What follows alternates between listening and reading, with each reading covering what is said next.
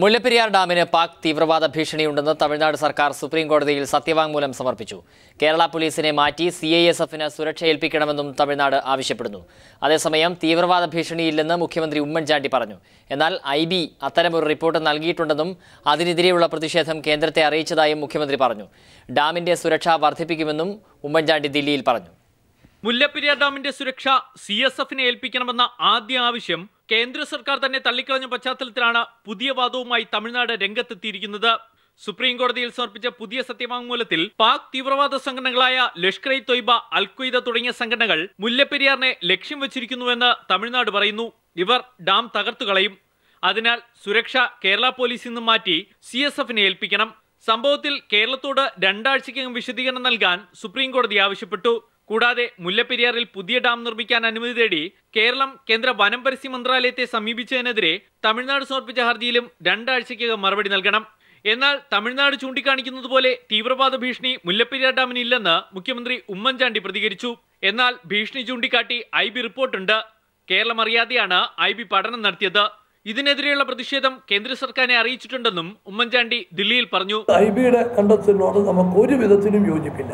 സാധാരണ രീതിയിൽ ഒരു സ്റ്റേറ്റിൽ വന്ന് ചില ഇതുപോലെ പ്രധാനപ്പെട്ട ഒരു കാര്യത്തെക്കുറിച്ച് പരിശോധന നടത്തുമ്പോൾ സ്റ്റേറ്റ് ഗവൺമെൻറ്റിനെ കൂടി അറിയിച്ചിട്ടാകേണ്ടിയിരുന്നു. അങ്ങനെ അത് ചെയ്തില്ല. വളരെ നാളുകൾ അത് നമ്മളെ അറിയിക്കുക പോലും ചെയ്തില്ല. ശക്തിയായിട്ട് പ്രതിഷേധം രേഖപ്പെടുത്തിക്കൊണ്ട് കേന്ദ്ര ആഭ്യന്തരമന്ത്രി ശ്രീ രാജ്നാഥ് സിംഗിന് നമ്മൾ കത്തയച്ചിരുന്നു. IB റിപ്പോർട്ടിന്റെ അടിസ്ഥാനത്തിൽ മുല്ലപ്പെരിയാറിന്റെ സുരക്ഷ വർദ്ധിപ്പിക്കുന്ന കാര്യത്തിൽ സംസ്ഥാന സർക്കാർ തീരുമാനമെടുക്കുമെന്നും ഉമ്മൻചാണ്ടി വ്യക്തമാക്കി. മുല്ലപ്പെരിയാർ കേസ് 4 ആഴ്ചയ്ക്ക് ശേഷം വീണ്ടും പരിഗണിക്കും. ഇതാദ്യമായാണ് മുല്ലപ്പെരിയാറിന് തീവ്രവാദ ഭീഷണി എന്ന തമിഴ്നാടിന്റെ വാദം. News bureau, Delhi.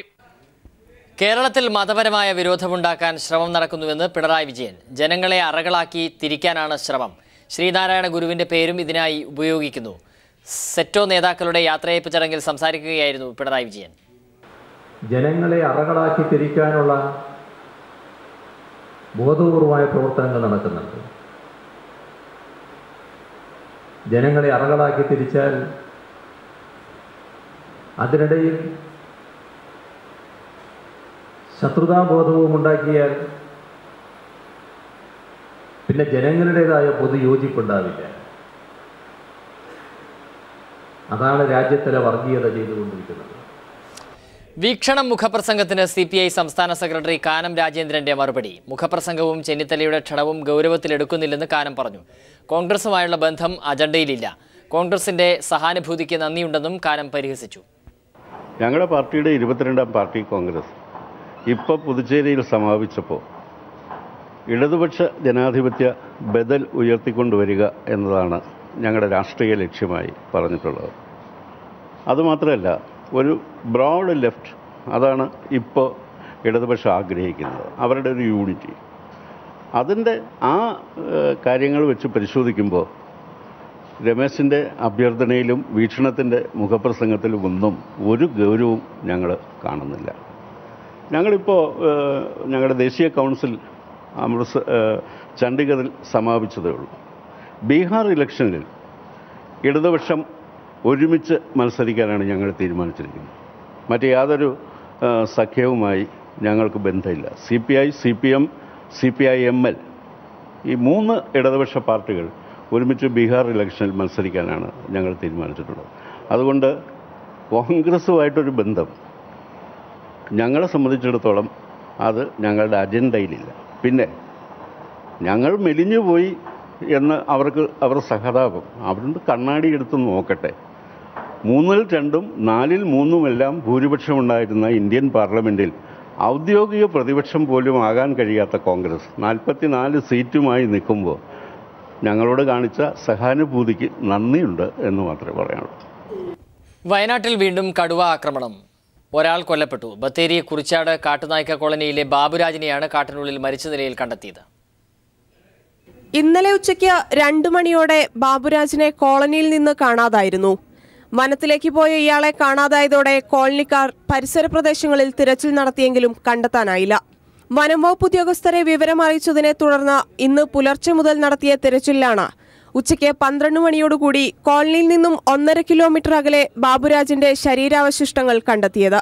ശരീരത്തിന്റെ ഏതാണ്ട് മുഴുവൻ ഭാഗങ്ങളും കടുവ ഭക്ഷിച്ച രീതിയിലായിരുന്നു. കോളനികളിലൊക്കെ ഇങ്ങനെ മൃഗങ്ങളെ പിടിക്കാനൊക്കെ കടുവ വരലുണ്ട്. പിന്നെ ഇപ്പോൾ മനുഷ്യനെ ഇത് ആദ്യമായിട്ടാണ് പിടിക്കുന്നത്. പക്ഷെ ഇപ്പോൾ ഇവിടെ ഉള്ളവരെന്ന് പറഞ്ഞാൽ വലിയൊരു ഭീതിയിലാണിത് ഉൾക്കൊള്ളുന്നത്. എന്ന് വെച്ചാൽ ഇനിയിപ്പോൾ ഒരു കന്നുകാലി പുറത്തേക്ക് പോയാൽ അതിനെ ആട്ടാൻ പോലും പോകാൻ പറ്റാത്തൊരവസ്ഥയാണ്. പ്രാഥമിക പരിശോധനകളിൽ ബാബുരാജിനെ കടുവ ആക്രമിച്ചു കൊലപ്പെടുത്തിയത് തന്നെയെന്ന് സ്ഥിരീകരിച്ചിട്ടുണ്ട്. പരിസരത്ത് കടുവയുടെ കാൽപ്പാടുകളും കണ്ടെത്തി. സംഭവത്തിൽ പ്രതിഷേധിച്ച് നാട്ടുകാർ ബത്തേരിയിലെ DFO ഓഫീസ് ഉപരോധിച്ചു. ബാബുരാജിന്റെ കുടുംബത്തിന് നഷ്ടപരിഹാരം നൽകാനും ഭാര്യയ്ക്ക് വനംവകുപ്പിൽ ജോലി നൽകാനും തീരുമാനമായിട്ടുണ്ട്. കടുവയെ പിടികൂടാൻ നിരീക്ഷണ ക്യാമറകളും കൂടും പ്രദേശത്ത് സ്ഥാപിച്ചു. കഴിഞ്ഞ 6 മാസത്തിനിടെ വയനാട്ടിലും അതിർത്തി പ്രദേശമായ പാട്ടവയലിലും കടുവയുടെ ആക്രമണത്തിൽ കൊല്ലപ്പെടുന്നവരുടെ എണ്ണം 3 ന്യൂസ് ബ്യൂറോ, വയനാട്. ഇടമലയാർ റേഞ്ചിൽ 5 ആനകളുടെ ജഡം വനവകുപ്പ് ഉദ്യോഗസ്ഥർ കണ്ടെത്തി. ആനകളെ കൊമ്പിനും നഖത്തിനും വേണ്ടി കൊലപ്പെടുത്തിയതാകാമെന്നാണ് സംശയം.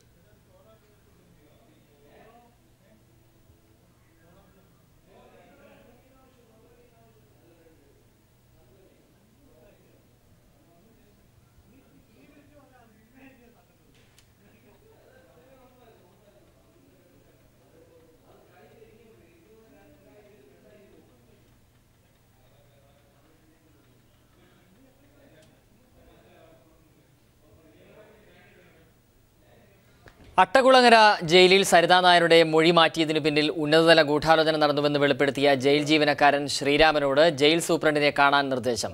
ശ്രീരാമനെക്കുറിച്ച് പ്രഥമ റിപ്പോർട്ട് നൽകാൻ സർക്കാർ ആവശ്യപ്പെട്ടതിനെ തുടർന്നാണ് നിർദ്ദേശം.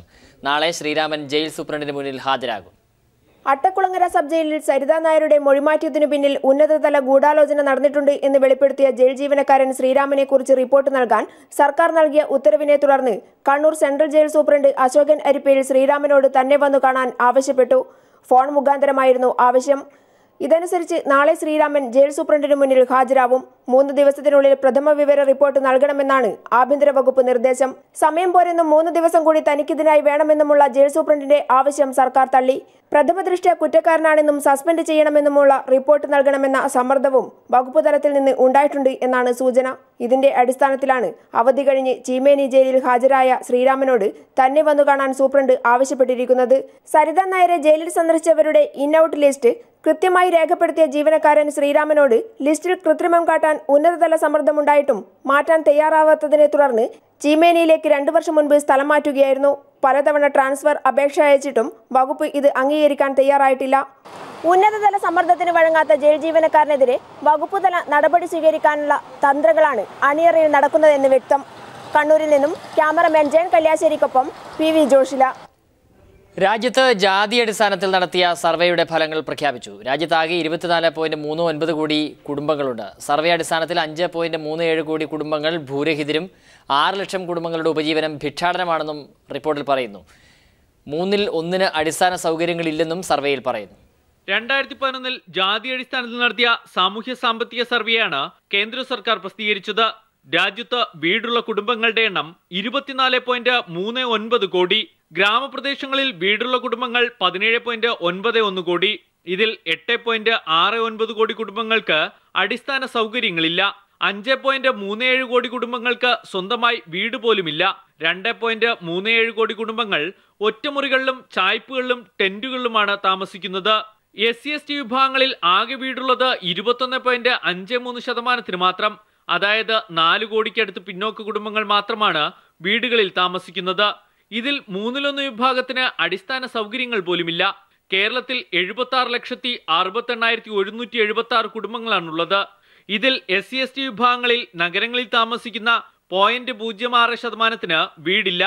ഗ്രാമപ്രദേശങ്ങളിലാകട്ടെ 0.03% ഭവനരഹിതരാണ്. 6.68 ലക്ഷത്തോളം കുടുംബങ്ങൾ ഭിക്ഷയായിച്ചാണ് രാജ്യത്ത് ജീവിക്കുന്നത്. 5.5 കോടി കുടുംബങ്ങൾ കൂലിപ്പണിയെടുത്ത് അന്നന്നത്തെ ആഹാരത്തിനുള്ള വഴി കണ്ടെത്തുന്നു. കേന്ദ്ര ധനകാര്യമന്ത്രി അരുൺ ജെയ്റ്റ്ലി, പഞ്ചായത്ത് രാജ് മന്ത്രി ചൗധരി ബീരേന്ദ്ര സിംഗ് എന്നിവർ സംയുക്തമായാണ് ദില്ലിയിൽ സർവേ പുറത്തുവിട്ടത്. News bureau, Delhi. MP-മാരുടെ ആനുകൂല്യം വർദ്ധിപ്പിക്കില്ല. ശമ്പളം ഇരട്ടിയാക്കണമെന്നും പെൻഷൻ തുക 75% വർദ്ധിപ്പിക്കണമെന്നുമുള്ള MP-മാരുടെ ശുപാർശ കേന്ദ്രം തള്ളി. ആനുകൂല്യം വർദ്ധിപ്പിക്കണമെന്നാവശ്യപ്പെട്ട് BJP MP യോഗി ആദിത്യനാഥ് സമിതി നൽകിയ നിർദ്ദേശം വിവാദമായതിനെ തുടർന്നാണ് കേന്ദ്ര നീക്കം. 50,000 രൂപ മാസ ശമ്പളം, പാർലമെന്റ് ചേരുന്ന സമയങ്ങളിൽ വേതനബദ്ധിയായ 2,000 രൂപ, മണ്ഡല പര്യടനത്തിനായുള്ള പെട്രോൾ അലവൻസ് അടക്കം 1.5 ലക്ഷം രൂപയാണ് നിലവിൽ MP-മാർ കൈപ്പറ്റുന്നത്. ഇത് ഇരട്ടിയാക്കണമെന്നായിരുന്നു സമിതിയുടെ ആവശ്യം. മാസശമ്പളം 1 ലക്ഷമാക്കുക, വേതനബത്ത 5,000 ഉയർത്തുക തുടങ്ങിയ നിർദ്ദേശങ്ങളടക്കം മാസം 2.25 ലക്ഷത്തിലധികം അനുവദിക്കണമെന്നായിരുന്നു സമിതി നിർദ്ദേശം. BJP MP യോഗി ആദിത്യനാഥ് അധ്യക്ഷനായ പാർലമെന്റ് സമിതിയുടെ ശുപാർശ കേന്ദ്രം സ്വീകരിച്ചിരുന്നു. തുടർന്ന് ഇത് വലിയ വിവാദമായതിനെ തുടർന്നാണ് കേന്ദ്രത്തിന്റെ പുതിയ തീരുമാനം. ശമ്പള വർധനവടക്കം ആനുകൂല്യങ്ങൾ വർദ്ധിപ്പിക്കാനുള്ള സമിതി ശുപാർശകൾ അംഗീകരിക്കാനാകില്ലെന്ന് കേന്ദ്രം MP-മാരുടെ സമിതിയെ അറിയിച്ചു. 65 നിർദ്ദേശങ്ങളാണ് ശുപാർശയിൽ ഉൾക്കൊള്ളിച്ചിരുന്നത്. മുൻ MP-മാർക്ക് വർഷത്തിൽ 25 സൗജന്യ വിമാനയാത്രകൾ, പെൻഷൻ തുക 35,000 ഉയർത്തുക, ഭവന വായ്പ സുതാര്യമാക്കുക തുടങ്ങിയവയായിരുന്നു മറ്റാവശ്യങ്ങൾ. MP-മാർക്ക് അനുവദിക്കുന്ന ഓഫീസ് അലവൻസ് വർദ്ധിപ്പിക്കണമെന്നും നിർദ്ദേശത്തിൽ ഉൾക്കൊള്ളിച്ചിരുന്നു. ലോക്സഭയിലെ 10 MP-മാരും രാജ്യസഭയിലെ 5 MP-മാരും അടക്കം 15 പേരാണ് സംയുക്ത പാർലമെന്റ് സമിതിയിൽ ഉണ്ടായിരുന്നത്. News bureau, Delhi. നിലവിലെ സാഹചര്യത്തിൽ ജൂലൈ 31 മാത്രമേ പാഠപുസ്തകങ്ങളുടെ അച്ചടി പൂർത്തിയാക്കാൻ കഴിയൂ എന്ന് KBPS MD രാജമാണിക്യം പറഞ്ഞു. ഒരാഴ്ച മുൻപാണ് 2ാം ഘട്ട അച്ചടിക്കുള്ള ഓർഡർ ലഭിച്ചതെന്നും അദ്ദേഹം പറഞ്ഞു. നമുക്ക് ആക്ച്വലി ശരിക്കും KBPS-നടുത്ത് ഈ ഓർഡർ ഏൽപ്പിക്കുന്നതിന് മുന്നേ ഒരു ഇത് ചോദിച്ചിരുന്നത് എപ്പോഴാണ് തീർക്കാൻ പറ്റുന്നത്. ഞങ്ങൾ ടെൻറ്റേറ്റീവായിട്ട് കൊടുത്തിട്ടുള്ള തീയതി ജൂലൈ 31 പക്ഷേ അവിടെ നിന്ന് ഓർഡർ വന്നപ്പോൾ ജൂലൈ 20 തീർക്കണമെന്നുള്ളതാണ്. നമ്മളുടെ നോർമൽ ക്യാപ്പബിലിറ്റി വെച്ചുകൊണ്ടുള്ള ഇതാണ് 31 പറഞ്ഞു കൊടുത്തത്. പക്ഷേ എന്നാലും പ്രതി ദിവസം ഞാൻ പറഞ്ഞതുപോലെ 3 മടങ്ങ് കൂടുതലാണ് നമ്മൾ അടിച്ചുകൊണ്ടിരിക്കുന്നത്. അപ്പോൾ അത് എത്രയും ചുരുക്കി പെട്ടെന്ന് ചെയ്യാനുള്ള പരിപാടിയിലാണ് തീരുമുള്ളതാണ് പ്രതീക്ഷിക്കുന്നത്. പറവൂർ പീഡനക്കേസ് അട്ടിമറിക്കാൻ അസിസ്റ്റന്റ് പ്രോസിക്യൂട്ടർ അയൂബ് ഖാൻ ശ്രമിച്ചതിന് തെളിവ്. കേസിലെ പ്രതികളെ സ്വാധീനിക്കാൻ അസിസ്റ്റന്റ് പ്രോസിക്യൂട്ടർ പണം ആവശ്യപ്പെടുന്ന ഫോൺ സംഭാഷണവും വീഡിയോ ദൃശ്യങ്ങളും ക്രൈംബ്രാഞ്ച് പിടിച്ചെടുത്തു. അതേസമയം അന്വേഷണത്തിന് DGPക്ക് ആഭ്യന്തരമന്ത്രി നിർദ്ദേശം നൽകി. തൃശൂർ റേഞ്ച് IGയുടെ നേതൃത്വത്തിൽ പ്രത്യേക സംഘമാണ് സംഭവം അന്വേഷിക്കുക. പ്രേമം സിനിമയുടെ വ്യാജപതിപ്പ് പുറത്തിറങ്ങിയ കേസിൽ കൂടുതൽ അറസ്റ്റുണ്ടായേക്കും. ഇന്റർനെറ്റിലെ വ്യാജപതിപ്പിന്റെ IP അഡ്രസ് ഹൈടെക് സെല്ലിന് കൈമാറി. പൊതുവഴിയിൽ ഗേറ്റ് പുനഃസ്ഥാപിക്കാനുള്ള നീക്കത്തിനെതിരെ മുണ്ടക്കയത്ത് നാട്ടുകാരുടെ പ്രതിഷേധം. സ്വകാര്യ തോട്ടമുടമയ്ക്കെതിരെ ബിജിമോൾ MLAയുടെ നേതൃത്വത്തിലായിരുന്നു പ്രതിഷേധം.